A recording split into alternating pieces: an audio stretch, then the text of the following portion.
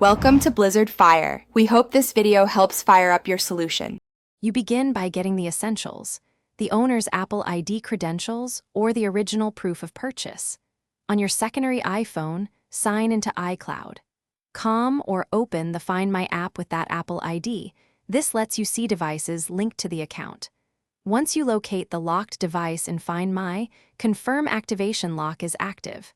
Make sure to communicate with the device owner now, because you will need their consent or their credentials to continue. Do not proceed without permission. Once you have permission and the Apple ID signed in, choose the locked device in Find My and select Erase Device. This wipes the device remotely and prepares it for reactivation. After the erase completes, select Remove from Account to clear the activation lock entry in iCloud, which tells Apple's servers the device is no longer tied to that Apple ID. If you are using only the other iPhone, open Safari to iCloud. Com account settings to view and remove devices. Make sure removal confirms before attempting setup. Now power up the erase device and follow the iOS Setup Assistant. When prompted, sign in using the Apple ID intended to own the device.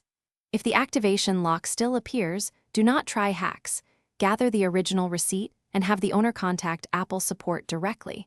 They can remove activation lock after verifying ownership.